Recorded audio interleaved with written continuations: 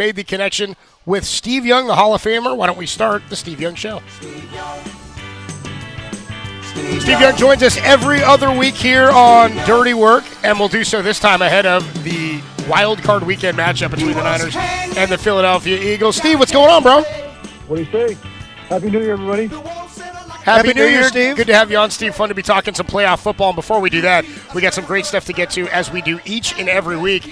Because here on the Steve Young Show, we honor the Forever Young Foundation Hero of the Week. Every week, KNBR and Steve Young's Forever Young Foundation honor a Bay Area Hero of the Week. We've seen so many individuals and organizations go above and beyond over the last year and a half to support those who need it most. And this week, we salute Sophie's Place. Sophie's Place is a dedicated music therapy space at Sutter Medical Center in Sacramento, in the Sacramento Children's Center, created in partnership with the NFL Hall of Famer Steve Young and the Forever Young Foundation, and named in honor of young singer-songwriter Sophie Barton. Now celebrating its 10th anniversary, it offers children and families a welcoming environment for healing through music, featuring group spaces and a recording studio, plus services ranging from bedside therapy to songwriting, drumming, NICU parent support, and bereavement care. Joining us here is Daniel Beceda of Sophie's Place. What's going on, Daniel? How are you, man? I'm doing great. This is a real honor for me to be interviewed on the station. I've been listening to you guys since I was a kid with my dad and my brother, listening to Giants games with John Miller. So this is really special for me. Oh, how cool, man! Part of the KNBR family. Daniel Beceda here from Sophie's Place. So tell us about Sophie's Place again. It's in the Sutter Medical Center in Sacramento Children's Center, and you guys are using music and therapy through music to support a lot of different people and a lot of people from different backgrounds. Tell us about the program and what's been so wonderful about it to this point. Yeah. So for your listeners that might not have heard of music therapy before, we are a profession that uses music in a really clinical way to work with clients and patients in the community to address their needs. And oftentimes they're not musical needs. They're needs like motor functioning improvement, speech and language improvement, emotional well-being.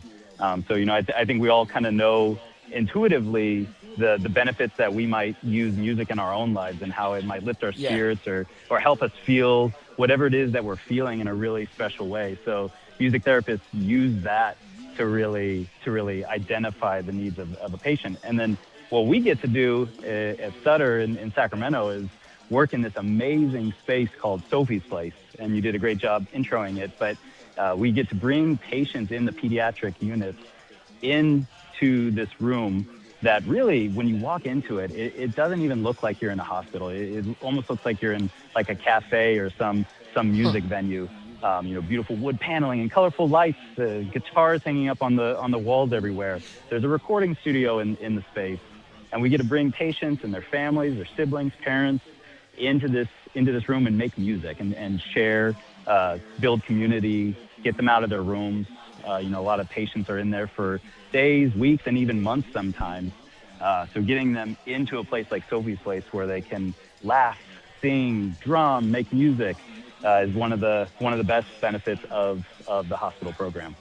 And guys, one of the things that what I've learned about music therapy is there's hundreds of prescriptions written every day, and that prescriptions go to the music therapist for particular purposes to really kind of replace medicine, to replace painkillers, to replace and to start to teach motor function.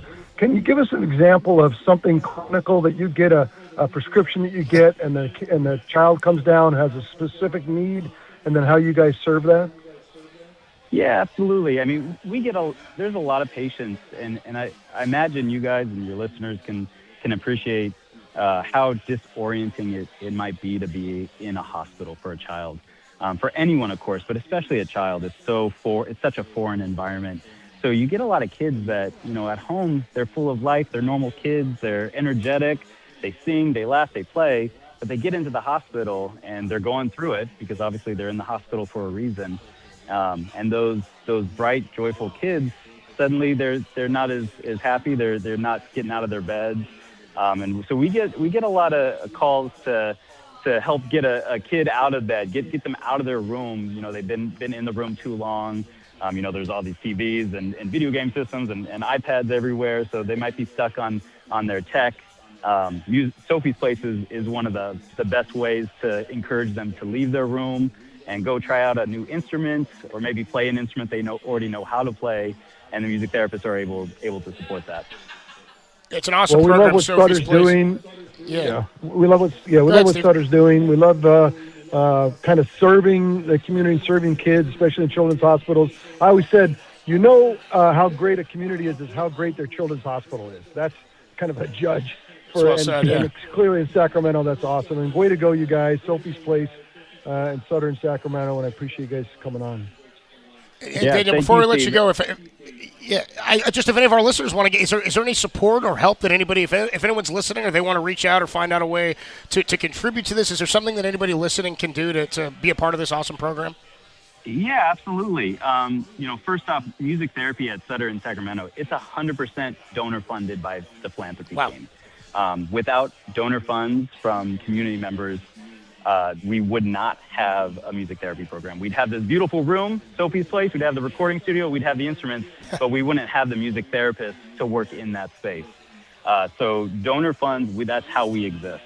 So one of the best ways to go about that is to look up or shoot an email to giving@sutterhealth.org, where you can get in contact with any one of the amazing team members that work in Sutter Philanthropy, and they can help pinpoint an area of need, a way that they could support music therapy. Giving@sutterhealth.org is the email address, giving@sutterhealth.org if you want to get involved and you want to help a totally, as you said, philanthropic funded wing of Sutter Health here, and an awesome program you guys have going on. Daniel, I really appreciate the time, man. We love doing this every week with our Forever Young Heroes of the Week, and this is an awesome one to help kids through a unique type of therapy and something that's really, really, I think, beneficial. Yeah, awesome. I really appreciate it. And Steve, I appreciate you so much and the work that you do advocating for music therapy and helping to create these amazing music therapy rooms. I was a little kid in the 90s, and you were my football hero. And I wrote to you with one of those silly little fan books where you could find an address to send a letter to. And sure enough, a couple months later, I get a Steve Young autographed picture.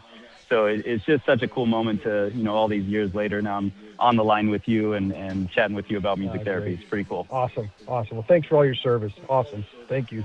Yeah. We appreciate you, Dan. Thanks so much, man. We'll talk to you later. Yeah, Dirty Work rolls on here. Adam Copeland, T-Pop, Tim Webb, and Steve Young joins us here. Steve, do you sign all your own autographs now, or do you have somebody who does it for you? Yeah, it's like a machine. No, bro. My wife, Barb, I've always tried to be really good. I had great examples, Roger Staubach. I remember there was, people that I'd seen that I grew up watching and watched them, how they interacted with people. I was like, oh, that's how I want to do it.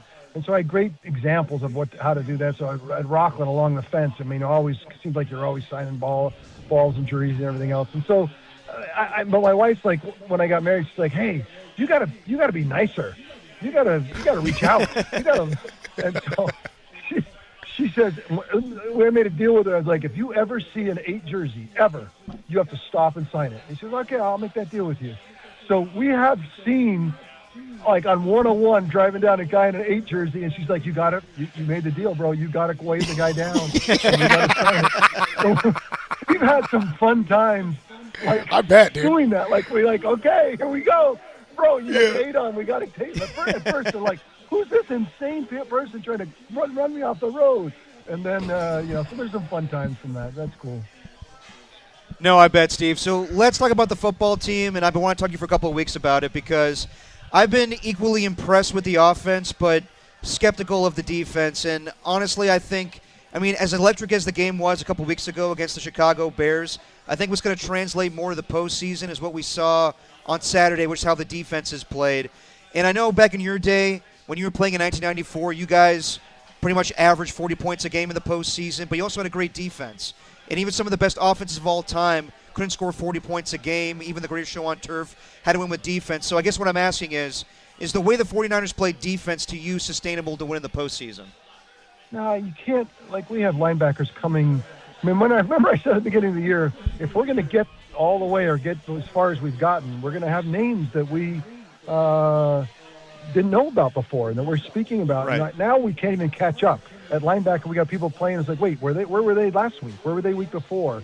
So that's not a healthy way to get into the playoffs. It doesn't make it impossible. It just makes it a longer putt. And we already, we've talked about the long putts throughout the year, but we've been pretty amazing at dealing with it. And now to ask us to go into the environments that we're going to be going on the road to go handle without a fully loaded or at least a partial, even semi, we have a linebacker crew that I'm not sure have met and really know each other well yet. Yeah, right. So Seriously. It's really asking a lot. We know that. We get it. We've been saying the same theme for a few months. We've been responding to it like amazingly. The coaching gets all the credit now because of what's happened. Players that have shown up and rallied. The locker room, all of that is still all there. But you are asking a lot when you get into a playoff environment. And I think you're right. You saw it last week. That was a playoff environment. And things get tough. And things get exposed. You can't. Look, it would be a remarkable story to go the distance. And so if you told me it was 12-5 3 months ago, what would you say? I'm like, no way. Surprise. No way. No, yeah. Yeah, and here we are. So you're going to say you can't go 3-0, 4-0? Like, no, let's do it. And so I think despite it all, like Kyle said at the post game, we embrace it, man. We're going. This is how we roll. Yep. Well, and the margin for error this time of year, I mean, you're playing quality teams. Everything gets tighter for a quarterback, and Brock has been here before. This is nothing new to Brock or to Jalen Hurts, but for a quarterback in the playoffs and even in the environment Brock's going to be in, what's the most important thing? Does anything change regular season to playoffs? Yeah, I always said championship football games go fast. It's over before you even know it. A bad series, a big turnover, you start to bleed out in like 2 or 3 series punt, and you can't get it cauterized, you can't get it fixed, something's gone haywire, and you go to halftime and you're like, before you know it's over, it's done, your season's finished. So championship football, both of them recognize that, and it's going to be up fast starts and avoiding just those typical forks in the eye that you do in big moments that really put you in a jam. If we can avoid that and have the way we win this game is the Eagles have to do kind of what the Seahawks did: kick a field goal into the doink one off the upright, go first and goal at the 1 and not score. A turnover or 2 here or there, a pick 6, and all of a sudden we're in the mix. And people are in halftime, and the 49ers are in the game. Watch out. So that's what we've got to do and avoid that happening to us, obviously. Talking to the Hall of Famer Steve Young on the UMA guest line. I think Brock Purdy's playing the best football of his career, minus the Seattle game. And Jalen Hurts is obviously talented. So in your opinion, what's the biggest difference in how both quarterbacks approach the position? It's interesting. At the beginning of the year, I told you Brock's going to have to run around a lot more, and he's going to have to RPO it. And remember Brock came on and says, someone asked him, hey, Steve Young said you're going to have to RPO. He's like, nah, we're not doing that, bro. And then all of a sudden, we're doing it. Like, he's on, and so he's all of that right now. And he was on a heater there oh my gosh. So, I mean, I think if he can get protected, we saw last week as things start to shrink, there's not as much opportunity. There's not as much of a threat outside without Brandon. That's just a fact. And people are injured. It makes it super hard. And now we're going to have to ask more of him physically. His presence, carrying the football, making big first downs on his own, red zone plays that usually maybe would end up with Christian. And now he has to do because Christian's out wide or whatever they have to do to try to come up with something new. So in that way, Brock has a lot more on his plate. And he's just going to have to handle it in a really, really tough environment. As far as Jalen, look, last year it was perfect. Saquon ran all over everybody, and out of that, play action, and now all of a sudden he's got these super talented receivers. Everyone's huddled up around trying to stop Saquon, and they're just ripping people apart. And then this year, all of a sudden, Saquon's not running the ball as well, and now you can't play action as well. And Jalen's not built, the offense, I'm not saying he can't. It's not built to throw it through it all. Like, in other words, hey, we're going to have to throw our way out of this. We can do it. They can make a couple of big plays, but why they have bogged down this season is that Saquon's not running the football as effectively, and that offense really has to have that. So if somehow you force them into a game where they have to come back and they're not running the ball well, we're in a great spot. Talking to Steve Young here. Nice enough to join us on the UMA guest line. Niners and the Eagles Sunday 1:30 from Philadelphia in the wild card round. We were actually talking earlier, Steve. Did you know? I mean, it's odd to me that considering how long both of these franchises have been around, this will only be the third playoff meeting ever. It was you in '96. It was NFC Championship with Brock in early 2023-22 season, and this is only the third ever matchup. Yeah, the Eagles really weren't around in the 80s and 90s. They were great defense. Yeah, they were. They never really. They were there, but yeah. The playoff game I remember of the Eagles was Randall trying to throw through the fog in Chicago, where you couldn't see. Remember, that was crazy. So you didn't see him much. Now, when Donovan started playing, Andy was there. Then you started to see him show up. But yeah, I'm surprised because of the NFC and the way the Eagles have played for 20 years. You'd think there'd be more and more opportunities to see them, but it's always Packers and Cowboys and Rams and Seahawks, it seems like. What do you remember about that game? I mean, I remember you had the touchdown run. You break a couple of ribs on that play, and then you stayed in the game. You guys ended up throwing a touchdown to that. Yeah. That essentially ended my season. Yeah, we won that game, and I really never recovered. I tried, and it ended up I had a rib out of joint, and it didn't show up on the MRI. And they kept saying, "Oh, we'll shoot it up. You'll be fine." I'm like, "Okay." And then they shot it up, and I go in after warming up for about a few minutes. I'm like, "Hey, bro, something's not right." And they go, "Well, we got to shot it up 4 times. We can't understand it." And then 3 weeks later, I'm at a PT appointment because my back's still killing me. And the guy goes, "Let me try something." Bam! And he puts it back in, and I'm like 100%. Oh, my God. Like, all I needed was to put the rib back in the joint. Yeah, but that game, that guy's like, "Come on, man, give me a break." But that game was tough. It was all of that. Our defense shut them down, and yeah, because they had a great defense back then. They always did, and we ended up shutting them out and winning a big football game. Talking to the Hall of Famer Steve Young on the UMA guest line, you just said that everything was set up perfectly for Jalen Hurts a year ago, and I would say it's the same case this year. And would you say that applies also to Sam Darnold? Like in that performance on Saturday night, he didn't have to do anything spectacular to win that game. I thought he was a little gun-shy at times, but would you say Seattle and Philadelphia, maybe even Denver, are set up in a certain way where they don't need their quarterbacks to play their best football in order to win? It does feel that way. Sam clearly was, when you have to hurdle something huge like playoff win or playoff turnovers, you can't stop turning the ball over, or whatever that filter is that you have to face at some point when you're trying to be great. And you could see him trying to tiptoe to it last week. He was like, "Okay, and that's why he needs to become like Matthew Stafford was always prone to the big mistake. He was always a swashbuckler out there making all kinds. It was awesome. He's making a lot of plays, but it was at a great cost. And so Sam, if he can figure out what Matthew figured out in LA, is I can still be aggressive, I can still be myself, but I'm going to stop turning the ball over. You can develop that skill with the right coaching and the right offense, the right innovation, and with Smith and Jigba's all of that. That dude is, you saw him catch the flat route. They throw him in the flat, and he just spins on and turns around and goes. He stepped out. Luckily, he stepped out. But it's like, give that guy the ball. So there's the Seahawks are definitely built for it as long as Sam grows into what he can do. He's 14 games a year winning. You don't just show up and that doesn't just fall in your lap. That's a big deal. And but Seahawks will be really tough if Sam can get rid of that pronality to. That's not a word. Screw that. I done made it up. For now, I believed you. The affinity for mistakes. Yeah. Yeah, like a mistake. So, that was football math there, bro. Yeah. That's all good. We got there, man. We figured it out. But Bo is young. Drake is young. These guys are the new Cowboys in town. They're the new sheriffs, right? They're the ones that, was Mahomes and Burrow and Lamar and Josh. And I still think for another half a dozen years it'll be that way.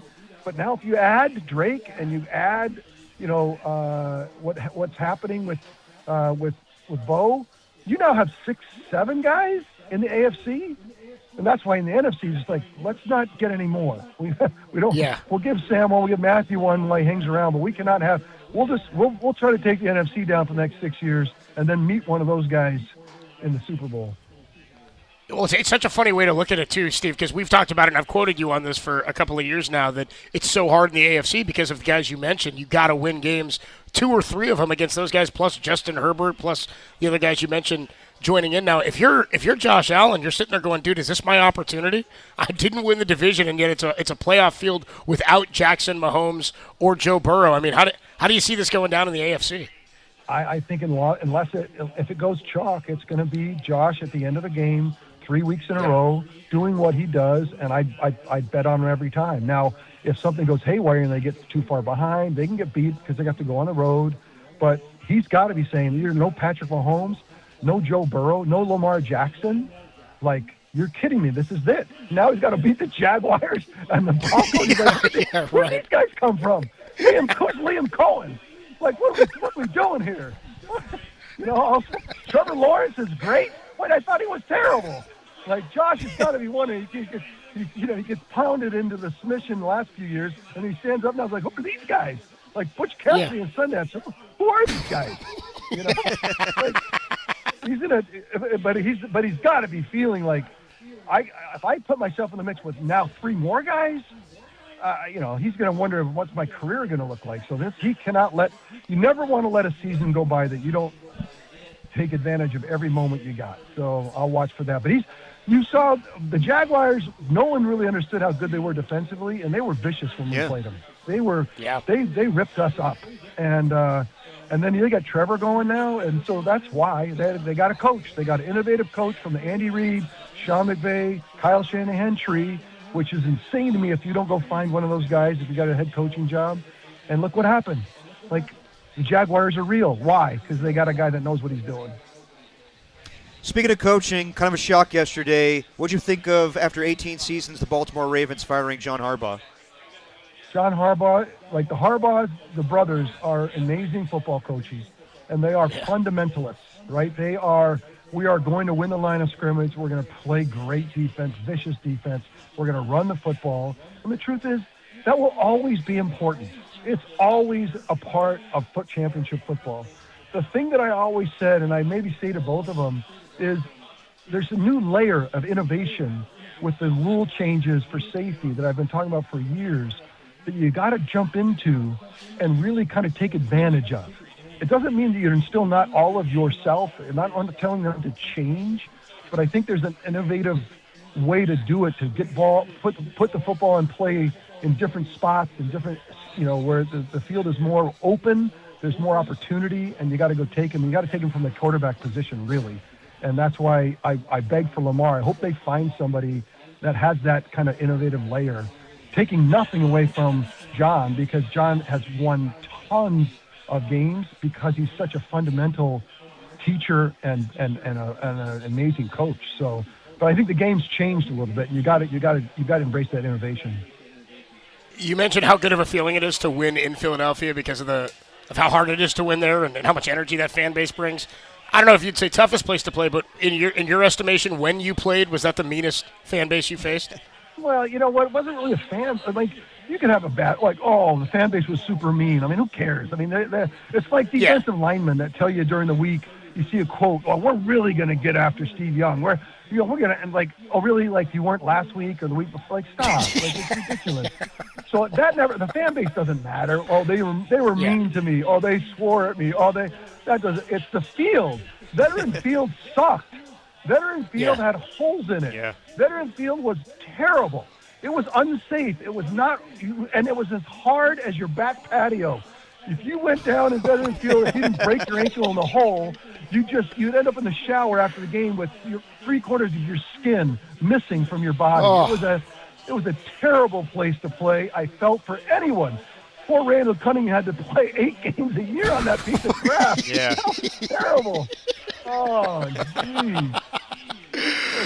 Steve Young joins us every other week here on Dirty Work, and then he's on the morning show in the off week. Steve, we're excited, man. 12-5. I'm surprised this is even, to your point, where the season ended up, and it's going to be an uphill battle, but you got to get 1 before you get 2, and it's a rivalry renewed in Philadelphia on Sunday.